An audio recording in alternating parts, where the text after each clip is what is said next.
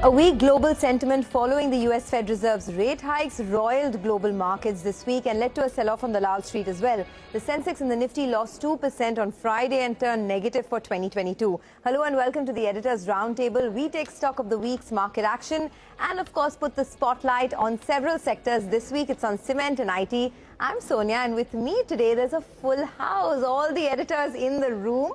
Welcome back folks. It was indeed a week where topsy-turvy, but by the end of the week you'll have to say that all markets were down, incling us. Yeah, down but green, Sonia. Sonia is in green. Always, right? That's a support. That's much needed now. Yeah, but you know, this week was very interesting because I think the market got a bit tired of hearing this decoupling. So the market said, let me show you recoupling. And I think that's what happened on Friday. And I think the brutal nature in which the market fell, I don't know if it was just cleaning out the excesses. Yesterday, I felt the market was cleaning out the excesses. And yesterday was expiry as well. Today, being the first day of weekly series, I know the expiry happens on Thursday. The way the market collapsed, led by the banks, led by the large stocks, my fear is that, you know, the ETF money which drove the market higher, is it on its way out? I think because that money doesn't care whether you're India or China, it only wants momentum. And the momentum clearly is missing. That's my sense, you know. Absolutely. I think also it's it was just a matter of time, right, before our market sort of gave way, considering that so many rate hikes across the world and there's an RBI policy next week as well. The point is the world is slowing, right? Rates are going up, world is slowing, dollar is going up. Thankfully for India so far, I mean, oil is well behaved. Yeah. So, and I think oil staying at 90 is imperative. So, as Anuj said, it's possible that decoupling becomes recoupling, and I'll talk more about that a little later. Let's hope it's not too big a gash. Remember, Rhythm said last week, right? There is nothing called decoupling. Maybe we'll couple less, will be less coupling, but there is nothing called decoupling in this world. So I guess finally now India is catching up to the global weakness, to the fact that for so long we've been ignoring the global data, right? Dollar index at 111, yields over 3.5, and we're just ignoring all the data and rallying every week. I think that's what the bit of reversal has happened. And also what Anuj said, you know, I guess the feedback what I'm getting is the most crowded trade of late was financials. Thanks. And that's what it's playing up on the downside as well. Look at the kind of fall we saw today. Bank Nifty was down 3%. So I guess that's also playing up in terms of the underperformance in financials. And I think that thesis about the Nifty Bank, that's going to be put to test, right? Because that became an overcrowded trade. And if you're going to get a couple of % cut even from here, if it's still good for more, then let's see whether or not you see money flowing back to that sector, because that's clearly been the big driver. Okay, so are the bears saying abhi to party shuru hui hai? Is that what the angle that we're taking on the show today? No, I think the market is still fine, Sonia. Okay. You know, look, I'll still give it benefit of doubt because the larger trend is still on the upside. Unless you start to capitulate completely below 17,000 and all. I think let's give the market. It's been a week, and after all this, how much will be down for the week? Absolutely. Not by a lot. Yeah. It's okay. Okay, the sector to focus on this week clearly was IT, right? After Accenture's numbers. So you're going to tell us a little bit about that. Yes, and you know what? I'll just go through the wall and explain it in numbers because IT was market's first love, and it's almost all of a sudden become its ex-girlfriend, right?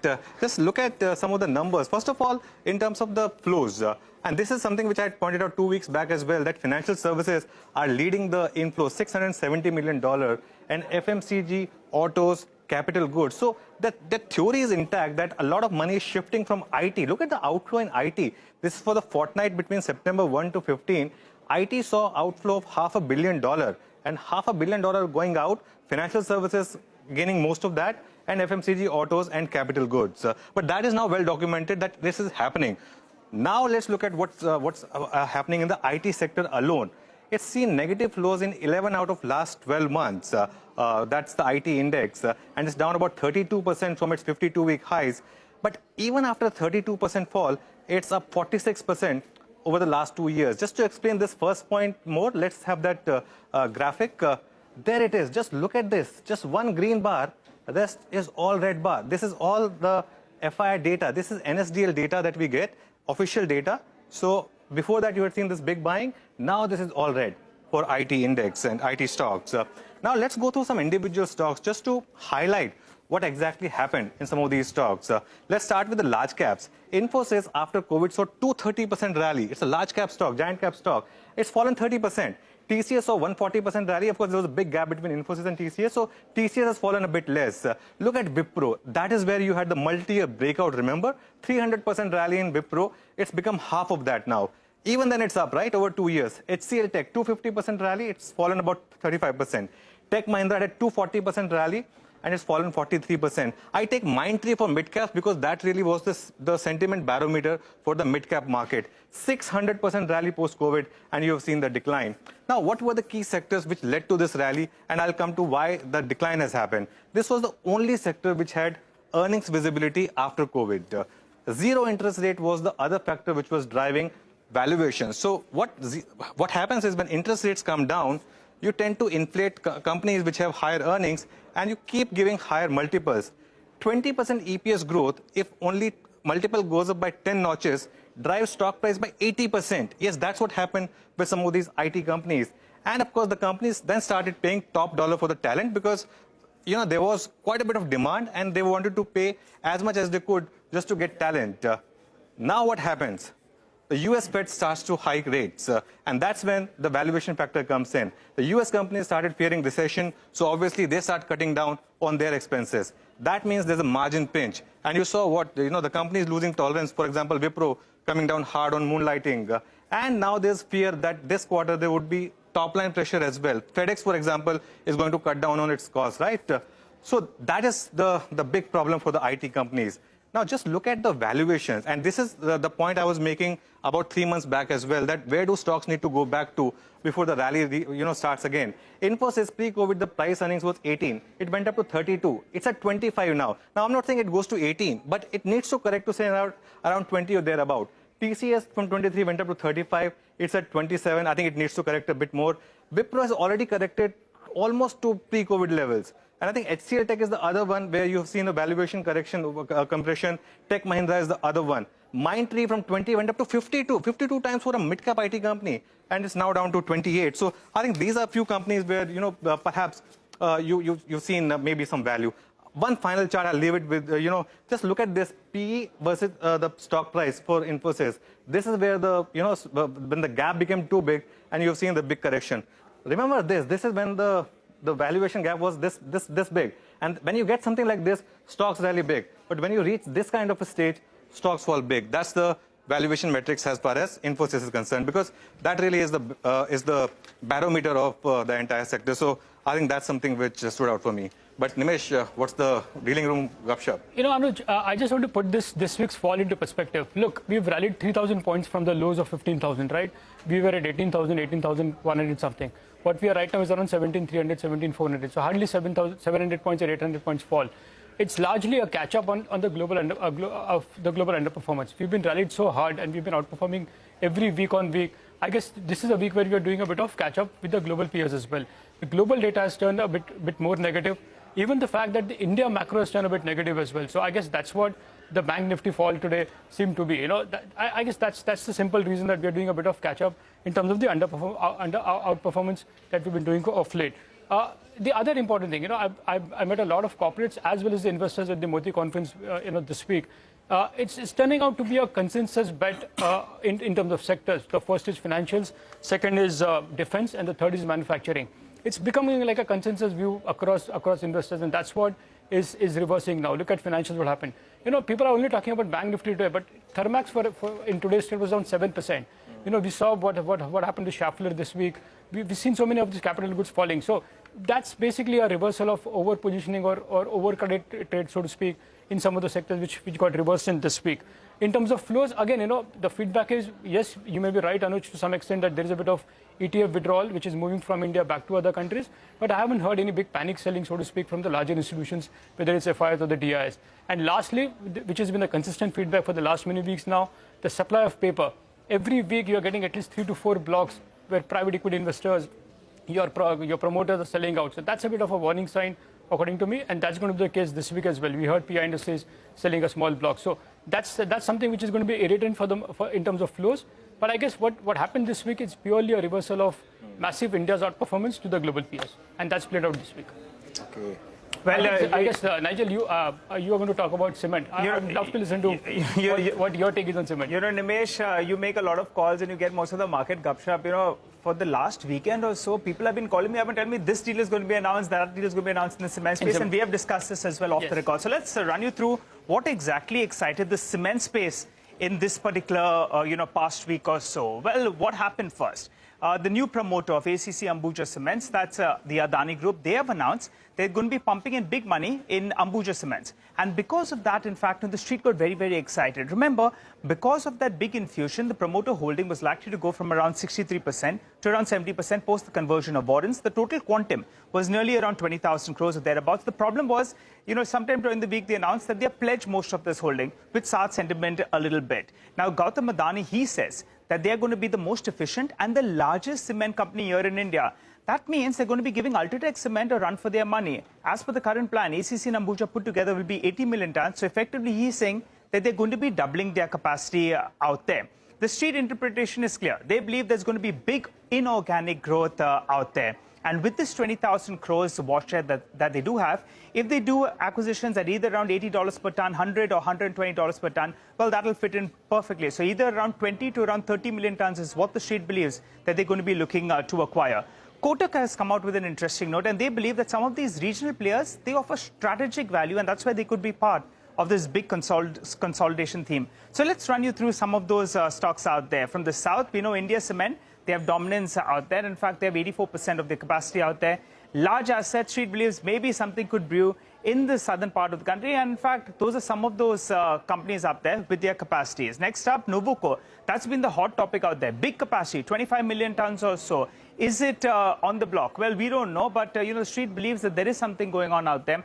East Focus Company. Well, moving to the central part of the country, remember, ACC and Ambuja, they couldn't ramp up over the last few years. Another company has been Heidelberg Cement. So that one as well was buzzing in trade, and a couple of other names like Sankey as well as JK Lakshmi Cement. Finally, why inorganic growth? Well, replacement cost. That's the cost of setting up an asset is around $100, $110 per ton. Some of these companies, they are available at much less. So let's see whether or not any of these do get closed out, but the street believes there's going to be some inorganic growth. Back to you guys. Okay, thanks a lot for that. So that's the cement space, right? Clearly the hot topic this week. But what do you watch out for next week? That is what we're going to tell you. The RBI policy comes up next week on the 30th of September, and a dipstick survey by CNBC-TV18 indicates that there's a 50 basis points rate hike coming, and the stance of the RBI could be cautious, especially after what the US Fed came out with. In fact, Goldman Sachs just raised the RBI repo rate forecast to 50 basis points rate hike after the US Fed meeting, and they expect a further rate hike of 50 basis points in 2023, which would take the repo rate to 6.75% by April of 2023. Now, remember, the rupee was also the big talking point last week, and the RBI intervened to at about 80.8 to the rupee, but the rupee fell to a record low. It had a lot of other global currencies for company as well. And in that context, a couple of things to remember. We are in a restrictive monetary policy tightening cycle globally, right? So not just the US Fed, which raised rates. There was the Bank of England that hiked rates by 50 basis points. It was the 7th consecutive hike. There was the Swiss Central Bank that hiked rates by 75 basis points and now is out of negative territory. In that context, the US GDP numbers also become important, the ones that come out next week. So lots to talk about. We'll do one thing. We'll take a quick commercial break. On the other side of the break, Pankaj Tibrewal of Kotak Mahindra Asset Management Company will be with us to discuss all of these cues. Don't go anywhere.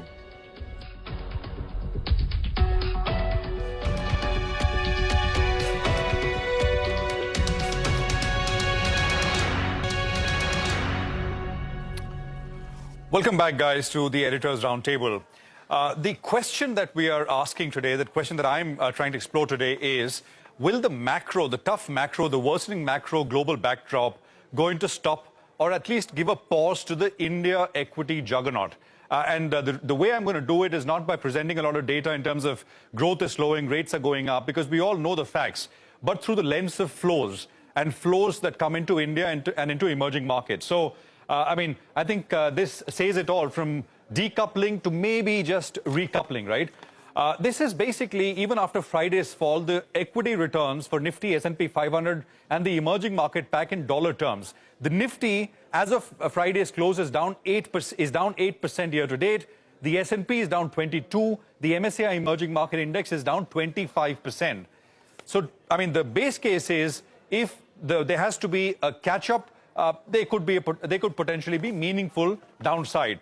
Now let's explore this, as I said, through way of flows. India has shown through and how.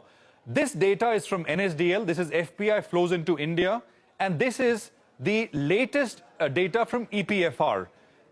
Just focus on the last row here. Over the last 3 months, while emerging market funds have seen outflows of 14.6 billion US dollars, India has seen inflows of 8.4 billion dollars. This is, of course, including September so far. The numbers will change by the end of the month. Minus 14, minus 15 nearly, and plus 8.5 in India.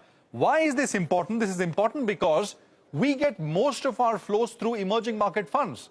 94%, that is 86 plus 8, which is active and ETF, 96% of the flows which come into India, foreign flows, come through the EM fund route. And as I just showed you, EM funds are hemorrhaging money. Money is leaving them, but we are getting sort of inflows. Only 6% of the flows come through India-dedicated funds. Let me sort of break this active and sort of the actively managed EM funds and ETF EM funds, which will better explain the point. Look at this. Actively managed EM funds have continued to lose money. This is May, June, July, August, September so far. These funds have lost almost $5.5 billion. ETFs, well, you know, they were getting money. ETF, of course, is a smaller component as compared to active, but ETFs were getting money, if you can move on. But over the last 2 months, which is in August and September so far, this number has also started to become negative. This is as per latest EPFR data once again. Look at this, $5 billion came in May, June, July was positive, but small negative in August and September. The number is starting to grow, but on the negative side. The point is this, right? Now, this is yearly flows, both EM and emerging market active funds and emerging market ETFs. EM active funds have continued to lose money for a number of years. 2021, of course, both strategies got money. ETFs have consistently been gaining share. And the point is that this ETF route must not dry up. I mean, this is the route through which more and more people are allocating money into emerging markets. Now, to put all of this into context, right? This is a very interesting graphic, I think. India's weight in MSCI Emerging Market Index, which is one of these benchmarks that ETFs use, was 8% in 2020. Guess what it is right now as of the end of August? It is 14.5%. China's weight, which was 30% in 2020, is now, it went up to 42%. In September of 2020, 2 years prior, it was 30%. It went up to 42% in 2020. And over the next 6 quarters, it fell to 30%. Similar case for Brazil. The peak weight was 31. Over the next 6 quarters, it fell to 10. Mexico, peak weight was 30%. It fell to 17. And we're at 14.5%.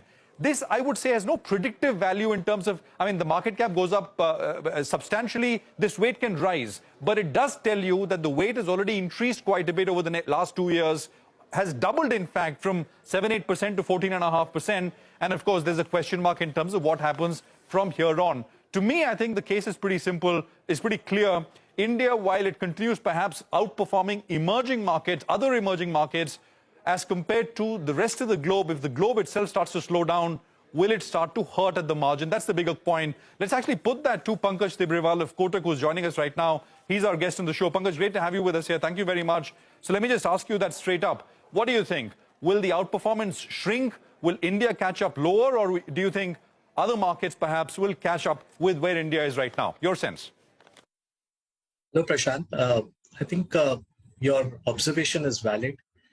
If you look at from the risk-on rally which started in June, most of the global equity markets are now back to their June lows. However, Nifty is still 15 to 70% higher than those lows.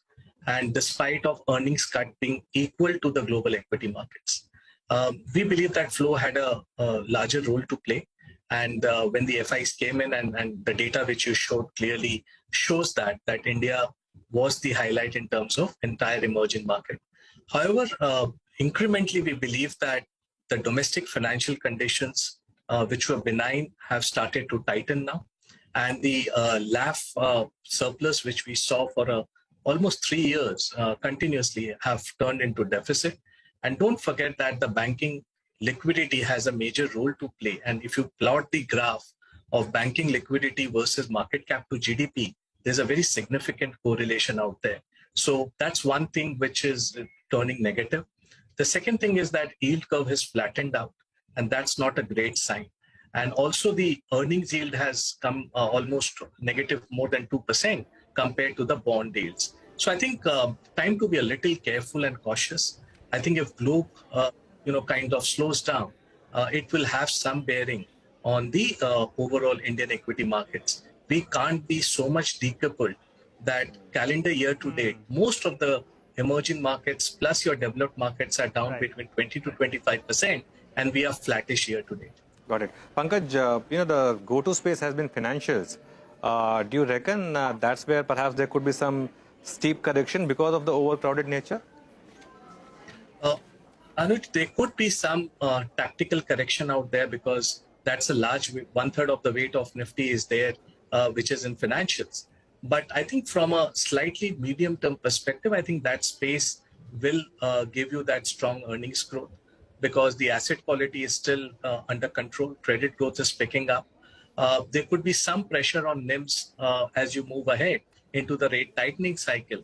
But I think the overall sector seems to be well positioned from an overall market perspective. So I don't see a very steep correction. I think investors are waiting for some kind of correction in this space to go and increase their positioning. Hi Pankaj, Nimesh here. The other big theme you've been very bullish on is manufacturing. You've been vocal as well that that's one space which you like, and you've been betting as well. Any sense in terms of if there is a global panic, will that underperform, or do you think earnings are going to be quite strong and resilient for the next few quarters from here for manufacturing sector? Yeah, Nimesh, I think manufacturing we have been talking about for almost last 8 to 12 months, but more and more evidence is emerging. Let me take 2 minutes of this. We traveled across the country meeting a large number of SMEs, companies in the listed and unlisted space. And the sense we are getting that the entire value chain this time is not complaining. And when Indian entrepreneurs don't complain, that means the business is doing well. And when you dig a little, 3-4 things which are adding to it.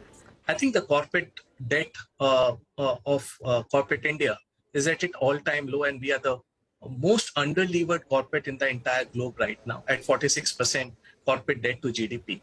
And now corporates are looking back to reinvest the cash flows into their business as the capacity utilizations are rising. Second, don't forget the energy crisis which is going on in Europe. And companies after companies across various sectors are saying that the inquiry levels have moved up substantially over the last few months, whether it be on the specialty chemical, auto angs, light engineering, precision engineering, capital goods. And a large number of those companies are looking to outsource to the Indian guys.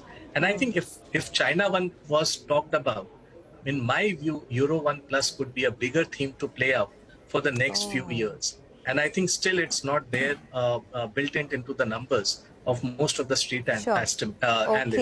I think that's one very important theme to work out for. Sure. Pankaj, that's interesting, Euro 1. We'll take that theme forward as well with different experts. But what are your thoughts on the consumption theme? Because we're heading into the festive season and we've seen massive demand, right? Whether it's in autos, FMCG has come back in a big way, especially in Tier 2 and Tier 3 cities. Within that entire umbrella, what are the sectors that you still like, or the pockets that you still find that there's perhaps both growth and relative valuation comfort?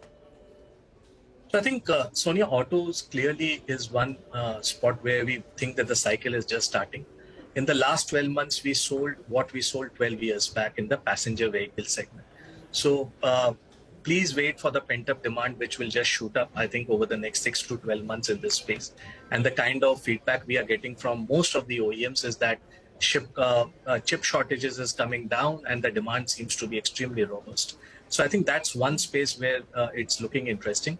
And let me give you a very interesting data point. If you look at the profit pool of the top 500 companies in India, autos used to contribute a decade back 8% of that entire top 500 profit pool. That 8% has now come to 2.5%. And that's been the kind of last decade we lost in the auto cycle. And I think that cycle is looking much, much better. The second space is on the consumer discretionary, is the entire thing to do with the wedding play, entire thing to do with the paint segment, entire thing to do with the home improvement segment. I think that entire discretionary basket is looking good from a medium-term perspective. Staples, still we are a little careful and cautious, but don't forget that there's a data point which is suggesting us that 12 months before election and 6 months after election, normally staples does extremely well. Sure. So we'll keep an eye on staples as a category as well. Okay, that was a short but power-packed interview. Thanks a lot, Pankaj, for joining in. And Thank you. To all of our viewers from the entire Editors team, thanks for watching and have a great weekend.